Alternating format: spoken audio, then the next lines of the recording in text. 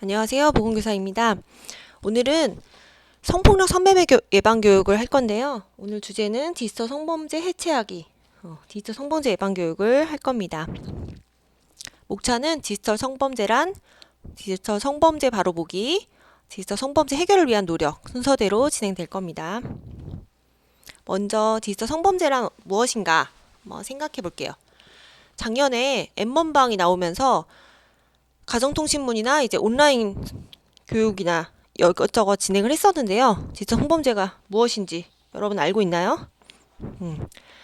디지털 성범죄의 개념은 이제 불법 촬영부터 비동의 유포에 이르는 행위를 전반적으로 얘기를 하는 거고요. 스마트폰이나 위장형 카메라, 초소형 카메라 등의 디지털 기기를 이용해서 촬영물이 온라인 공간으로 확대되는 범죄를 다 통틀어서 이야기를 하는 겁니다. 이 통계 자료는 이제 디지털 성폭력 범죄 관련해서 검찰 통계를 분석한 거고요. 이제 한국 여성정책연구원에서 발행한 이슈 페이퍼를 가지고 온 자료고요. 디지털 성폭력 범죄 피해 유형을 보면 촬영에 의한 피해 유형이 82%, 촬영 플러스 유포까지 됐던 게 9.4%, 유포, 재유포까지 됐던 게 6.3%로 확인이 되고 있고요. 이제 확인 불가능한 게 2.3%로 확인이 돼요. 그리고 이제 피해자의 성별 분포를 보면 이제 피의자는 남성이 94%예요. 여성이 피의자인 경우에 2.6%가 있고요. 피해자의 경우에는 이제 여성이 80.3%, 그리고 남성이 피해자인 경우도 있어요. 모든 피해자가 다 여성일 거라고 생각하는 건 이제 편견이죠. 남성 피해자도 있어요. 그리고 정책 재원을 보면 이걸 봤을 때 이게 이제 검찰 사건 처리 및 1심 판결에서의 문제점을 살펴보고 나왔던 거예요. 이게 이제 불기소 처리됐던 게 이제 51.8%, 불구속됐던 게 많고 이렇기 때문에 사실 촬영 유포 횟수가 높은 경우에도 불기소 처분이 이루어지고 있었다. 그래서 이제 불기소에는 증거가 부족해 혐의 없음을 하는 경우가 상당 부분 포함되어 있다. 그러나 피해 부위가 성관계 영상이고 유포 매체가 피해가 광범위하게 커질 수 있는 웹하드, 불법 포르노 사이트에 유포한 경우이고 촬영, 유포 횟수가 일정 횟수 이상임에도 기소유예나 혐의 없음으로 불기소한 경우가 있다. 이를 개선하기 위해서 기소 불기소에 대해 명확하고 엄격한 기준 확립이 절실히 요구된다. 이런 식으로 이제 법정 기준이 명확하게 요구된다는 이야기가 있었고요. 그리고 이제 디지털 성폭력 범죄 피의자가 이제 연령이 점점 낮아지고 있죠. 이제 미성년자들이 점점 나오고 있기 때문에 특히 이제 휴대폰을 이용해서 불특정인을 대상으로 피해자 식별 불가능한 상태의 범행을 하는 특성이 있어요. 그래서 이제 어릴 때부터 성에 대해서 올바른 인식을 키우고 성인지 감수성에 대한 실효성 있는 교육이 필요하다라고 해서 여러분들한테 이제 성교육을 계속 시행하고 있고 특히 디지털 성폭력에 대한 교육을 꾸준히 하라고 얘기를 하고 있는 거죠. 그리고 이제 그 법원 선고를 강화해야 된다라는 얘기를 하고 있고 젠더 폭력성 속성 이거는 이제 사건의 책임이 피해자에게 있는 것이 아니라는 이제 인식 전환이 필요하다라는 거죠. 그래서 피해자 지원 방안이 모색이 돼야 된다. 라는 재원이 필요하다는 거죠. 자, 디지털 성범죄의 종류에는 이제 불법 촬영, 유통 공유, 비동의 유포, 재유포, 유포 협박 이 4종류가 있어요. 불법 촬영은 당연히 이제 동의를 얻지 않고 촬영을 하는 걸 얘기를 하는 거죠. 내 동의를 이 불법 촬영에서 제일 중요한 건 동의 없는 촬영이에요. 타인의 모습을 동의 없이 촬영을 하는 거죠. 그래서 목욕탕이나 이런 데서는 절대 카메라를 쓰면 안 되죠. 유통 공유, P2P 사이트, 포르노 사이트, SNS 이런 곳에 이 앞쪽에 이제 불법으로 촬영한 거를 올리는 사업자나 이용자. 이용자는 이제 공유하는 거죠. 있는 걸 다운받아 사용하는 거 이용자가 또 다시 처벌받는 거고요. 비동의 유포. 동의받지 않은 채 이것을 유포하거나 재유포 받아서 다시 유포하는 걸 재유포라고 하죠. 재유포하는 경우도 범죄고 유포 협박, 괴롭힘 등을 목적으로 해서 불법 촬영물을 유포하겠다고 협박하는 거. 이제 헤어졌는데 재회를 요구하면서 이제 예전에는 이걸 이제 리벤지 포르노 이런 식으로 얘기를 했었는데 그거 자체가 이제 피해자한테 더 이제 2차 피해가 올 수 있다라는 단어라고 해서 이제는 리벤지 포르노라는 단어를 쓰지 않아요. 그래서 재회를 요구한다, 금전을 요구한다 이런 식으로 해서 그 영상 자체를 협박의 목적으로 쓰는 경우, 아니면 이제 가족이나 지인한테 퍼뜨리겠다고 하면서 협박을 하는 경우가 있죠. 자, 피해 상담 사례를 각색한 예시입니다. 이거는 뭐 버스에 앉아 졸고 있다가 깨서 보니 어떤 남성이 휴대폰으로 뭐 졸고 있는 얼굴과 가슴골을 클로즈업해서 동영상으로 찍었다라는 거죠. 자, 공공장소에서 특정인을 대상화해서 몰래 촬영하는 이동형과 카메라를 설치해서 촬영하는 설치형이 있어요. 그리고 동시에 여러 명의 피해자가 발생을 할 수가 있고요. 이제 카메라를 발견할 경우에 증거로서 확보를 해야 돼요. 영상 확보를 해야겠죠. 그리고 현장에서 즉시 발각할 경우에는 현행범으로 바로 112에 신고 가능합니다. 자, 다음 피해 상담 사례는요. 예전에 사귀었던 애인과 성관계 영상을 합의하에 촬영한 적이 있었는데 헤어질 때 그 영상을 지우라고 말을 못했어요. 근데 최근에 지인으로부터 이 영상이 인터넷에 돌아다닌다는 걸 들은 거죠. 자, 보통은 이 유포를 당사자가 인지를 할 수 없어요. 대부분 타인을 통해 듣게 되는 거죠. 이 영상이 되게 악의적으로 상대방 얼굴은 안 나오고 이 여자 얼굴만 나오는 경우들이 있고, 아니면 여러 개로 잘려서 이게 수입을 얻으려고 하면서 여러 개로 잘라서 올리는 경우들이 있어요. 아니면 이제 여러 플랫폼, 여러 개의 사이트에 나눠서 올리는 경우들이 있고, 당연히 P2P 사이트다 보니까 누가 다운받아서 다시 올리고 이런 위험이 있겠죠. 자, 우리 N번방의 위험이라고 해서 우리 작년에 이런 N번방을 이제 다른 각도로 봤을 때 이게 얼마나 위험한 것인지에 대해서 한번 우리 그 범죄 학자가 봤던 N번방에 대한 시각인데요. 이거 한번 보고 올게요. 자, 강호순 이후에 연쇄살인범이 나오지 않고 있어요. 네. 그 이유를 뭘로? 저는 연쇄살인범들이 사라진 것이 아니고 그렇죠. 결국은 이제 우리 사회의 어떤 안전망이 구축이 되다 보니까 빨리 체포가 된다라고 보는데, 한 가지 우려되는 것은 소위 N번방이라고 하는 이제 성착취물에 관련된 사건이 발생했잖아요. 저는 이것이 강호순보다 훨씬 더 진화된 연쇄살인의 개념이라고 생각을 합니다. N번방 소위 그 조주빈의 피해 여성들은 약점을 잡혀갖고 성착취물을 만들었다라고 하는 비난까지 받았던, 결국은 그것을 극복해내지 못하고 삶이 파괴되어가지고 스스로 극단적인 선택을 해서 죽게 만들고, 범인은 손에 피를 묻히지 않습니다. 그 결과로 돈을 또 벌고 있어요. 그러니까 엄청난 발전된 연쇄살인의 개념이지 않나, 이렇게 저는 생각을 합니다. 너무 중요한 말씀이신 것 같아요. 이건 새로운 형태의 연쇄살인이다. 근데 벌써 이미 다크웹이 나왔고, 그다음에 그 가상화폐가 있잖아요. 그러니까 화폐도 추적받지 않고 다 할 수 있으니까 사실 이미 법망을 피해서 상당히 많이 범죄 인프라는 구축된 상태라고 볼 수 있어요. 그래서 지금 법안이 통과가 됐죠. 그 경찰이 사이버 성착취 범죄에 대해서는 위장 수사가 가능하도록 그 법정 증거 능력을 가질 수 있도록 시행이 됩니다. 근데 또 자, 보시다시피 이제 N번방 같은 경우는 뭐 또 하나의 연쇄살인의 형태라고도 얘기를 하고 있죠. 이 외에도 이제 사진 합성이라던가 뭐 성적 괴롭힘, 디지털 그루밍 뭐 이런 경우에도 뭐 아직 법적으로 명확히 규정되진 않았지만 이제 디지털 범죄 유형으로 분류를 하고 있어요.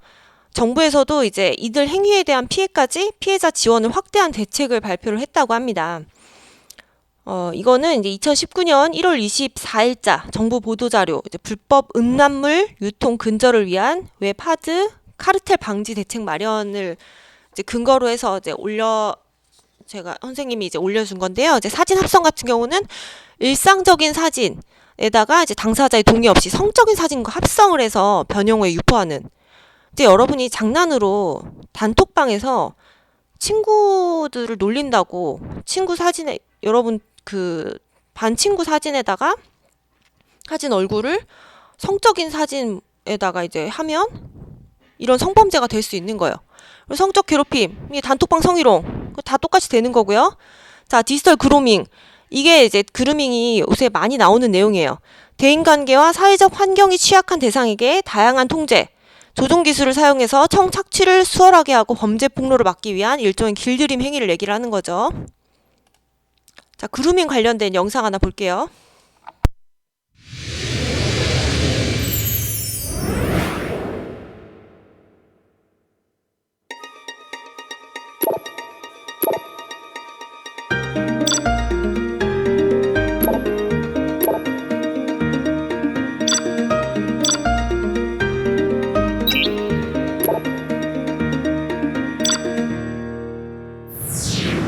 누군가의 부모, 가족이기도 한 우리는 한 번쯤 아동 성폭력 예방에 대해 고민합니다.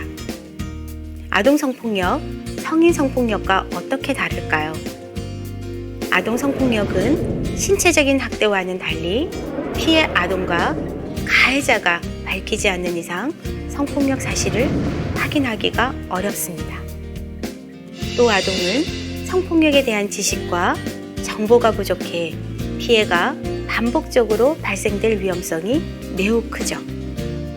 이처럼 피해 아동에 대한 올바른 이해는 아동 성폭력 예방을 위해서 반드시 우선돼야 하는데요. 아동 성폭력의 특성 중 꼭 기억해야 하는 한 가지는 바로 그루밍입니다. 그루밍, 즉 길들이기 과정은 겉으로는 평범해 보이지만 가해자가 의도적으로 아동과 친밀해지기 위해 접근하는 모든 행위를 말하는데요. 성폭력을 예방하기 위해서는 바로 이 길들이기 과정을 깨는 것이 중요합니다. 왜냐하면 길들이기 과정을 통해 가해자는 아동의 욕구를 충족시켜 아동과 친밀한 관계를 형성하게 되는데요. 그 과정에서 대부분의 아동은 자신이 위험에 처할 수 있다는 사실을 알아차리지 못하죠. 때문에 가해자가 범행을 하기 전인 길들이기 과정에 어른이 개입되면 성폭력이 예방될 수 있다는 것입니다. 영국에서는 인터넷상에서 성착취를 목적으로 아동에게 말을 걸거나 만나자고 한 행위를 그루밍이라고 여겨 처벌을 하고 있고, 노르웨이에서는 아동 성폭력 범죄를 목적으로 16세 미만 아동과 만나려고 한 행위를 그루밍이라고 명명하며 징역 1년 이하로 처벌하고 있습니다. 이는 가해자가 아동을 만나기 전에 차단을 해야 성폭력을 사전에 예방할 수 있다고 보기 때문입니다. 그렇다면 우리는 어떻게 가해자의 길들이기 과정을 깰 수 있을까요?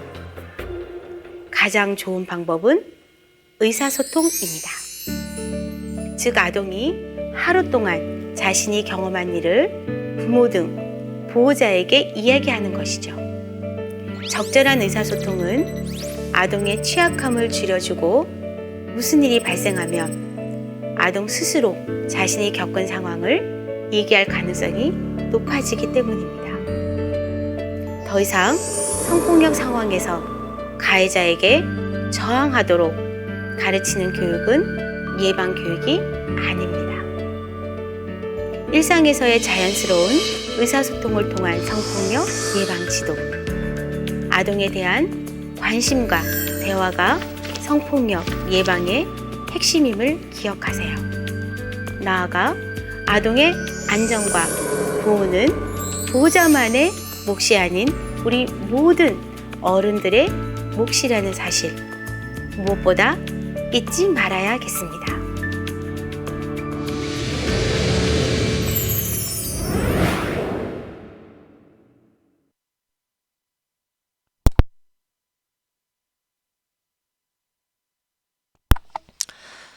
디지털 범죄 관련 법률을 보면 이제 촬영물 이용한 성폭력 같은 경우는 이제 성폭력 처벌법 제14조 1항, 뭐 이제 유포 협박 같은 경우는 형법, 유포 제휴포는 이제 성폭력 처벌법, 정보통신망법, 유통 소비는 이제 정보통신망법, 뭐 아동 청소년 성보호 관한 법률, 뭐 전기통신사업법, 뭐 사이버 공간의 성적 괴롭힘 같은 경우는 성폭력 처벌법, 뭐 정보통신망법, 형법 명예훼손죄, 형법 모욕죄, 뭐 이런 법들이 다 적용이 돼요.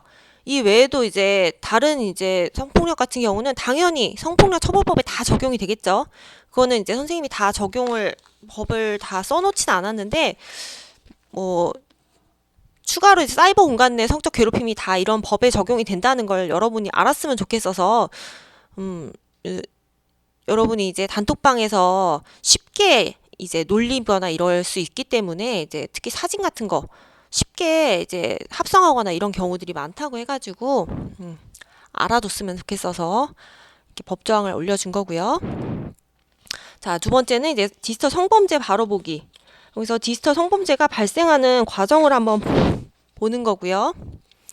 디지털 성범죄 산업 구조는 이제 자신 또는 타인의 신체를 그 의사에 반하여 촬영이 되면 웹하드, SNS, 포르노 사이트 등 비동의에서 유포가 되고 나면 이제 불법 촬영물에 대한 다운로드 및 재유포가 이제 소비가 되죠. 그 다음에 이제 디지털 장의사 등 삭제 업체에 의해서 삭제가 돼요. 이제 이렇게 루트로 해서 성상품화, 신체를 성적 대상으로 소비하는 문화로.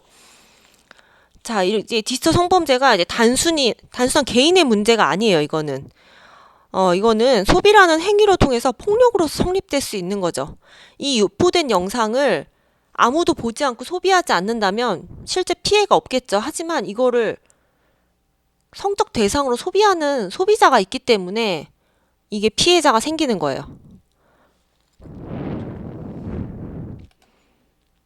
자, 이런 문화 구조가 야동 문화가 생겼죠.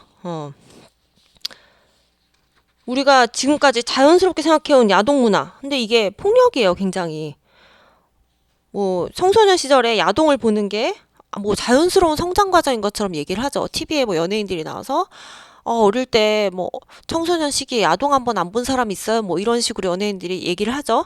하지만 뭐 사실 뭐 허용적인 문화적 배경이 있었죠. 하지만 이제 피해 촬영물들이 야동으로 소비가 되면서 하나의 취향으로 분류가 되게 되는 거죠.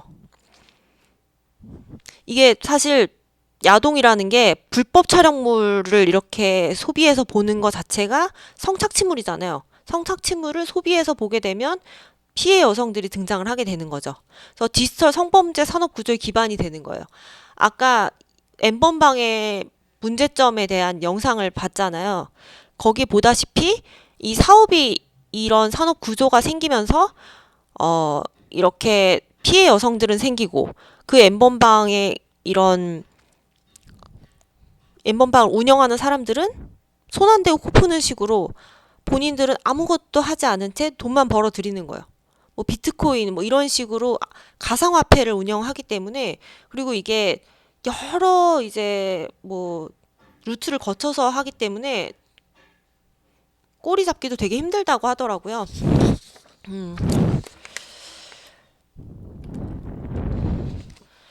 자, 이 구조 자체가 산업 구조와 문화 구조가 이렇게 메비우스 띠처럼 되게 연결이 돼 있어요.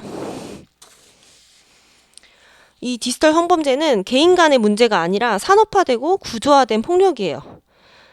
여성 착취를 기본으로 하는 산업 구조의 문제와 함께 이제 피해 촬영물을 소비하고 이제 피해자에게 엄격한 잣대를 들이미는 문화 구조의 문제가 동시에 작동하면서 성립되는 거예요.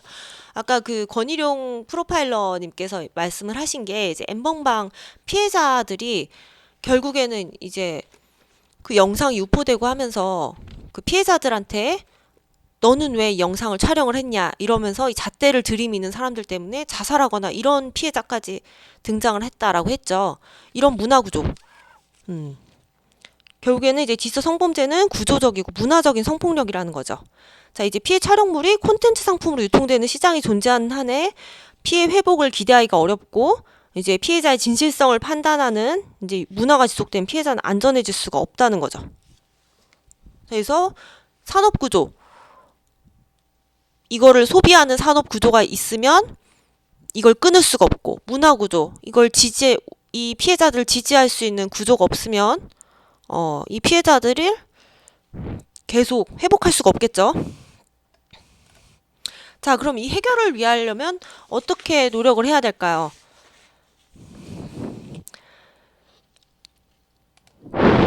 자, 안전한 온라인 공간을 위해서 아무도 몰래 찍히지 않는 세상, 동의 없이 유포된 영상을 소비하지 않는 세상, 피해자가 안전한 일상을 살아가는 세상. 자, 이게 이제 디지털 성범죄가 없는 세상을 상상해 봄으로써 이제 우리가 바라는 세상을 만들기 위해서 어떤 변화가 필요할지 생각을 해보게 하는 거죠. 이게 안전한 온라인 공간이겠죠. 뭐 유토피아죠, 사실. 뭐 정말 범죄자가 없어야 이게 가능한 거긴 한데 여러분이 생각했을 때 이게 정말 안전한 온라인 공간이겠죠. 자, 이게 2017년 9월 26일에 정부에서 발표했던 디지털 성범죄 피해 방지 종합 대책이에요. 뭐 판매 촬영 단계에서는 이제 뭐 스마트폰 등 촬영 시 무음앱 이용 제한, 무음앱 앱을 이제 우리나라에서는 스마트폰 판매할 때 무조건 카메라에서 촬영 앱 소리가 나죠. 그리고 이제 뭐 불법 음성 촬영기기 수입 심사 검사 강화되고 유포 신고 관련해서는 이제 내용 이렇게 불법 음성물 신고 활성화, 뭐 단속 수사 관련해서는 수사 전담팀 지정 운영, 뭐 가해자 처벌 같은 경우는 불법 영상물 유포자 가해자 처벌 강화, 피해자 지원도 원스톱 종합 지원 서비스 제공, 뭐 예방 교육 같은 경우도 청소년 디지털 성범죄 교육 확대, 뭐 이런 등등의 대책을 세웠다는 거죠. 자, 피해 발생 시 도움을 받을 수 있는 곳은 디지털 성범죄 피해자 지원센터, 뭐 여성 긴급전화 1366, 청소년 사이버 상담센터, 뭐 비영리기관 같은 경우는 한국 사이버 성폭력 대응센터가 있어요. 그래서 언제든 이쪽에 도움을 얻을 수 있다는 거고요. 자, 안전한 온라인 공간을 위한 개인의 실천은 이제 피해 촬영문을 야동으로 소비하지 않아야 돼요. 아까 산업구조로 깨야 된다고 했죠. 일단 소비를 하지 않아야 되는 거고요. 소비하는 주변 사람에게 이거는 피해자가 존재하는 성착취물이라는 걸 알려줘야 돼요. 그리고 유포된 피해 촬영물을 발견을 하면 방송통신심의위원회에 신고를 해줘야 되고요. 지인이 피해자일 경우에 연대해서 신고를 해줘야 된다는 거죠. 자, 세상은 나로부터 바뀐다. 디지털 성범죄 해결은 즉 개인으로부터 시작되는 실천이 모여서 산업구조와 문화구조를 해체하는 거. 아까 그 메비우스띠 그걸 해체하는 거예요. 이게 해체가 돼야 이 디지털 성범죄를 해결할 수 있다는 겁니다. 자, 우리 이제 이 강의 참고 자료는 뭐 우리 디지털 성범죄 해체하기 여성가족부의 자료랑 젠더온 우리 양성평등 교육원 사이트에 있는 교육 자료가 있고요.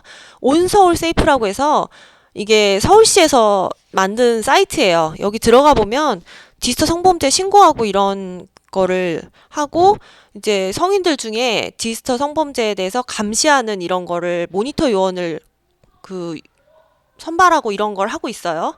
뭐 그런 식으로 운영을 하고 있는 거고요. 자, 이것으로 오늘 교육 마치겠습니다. 궁금한 거 있으면 언제든 질문해 주세요. 이상입니다.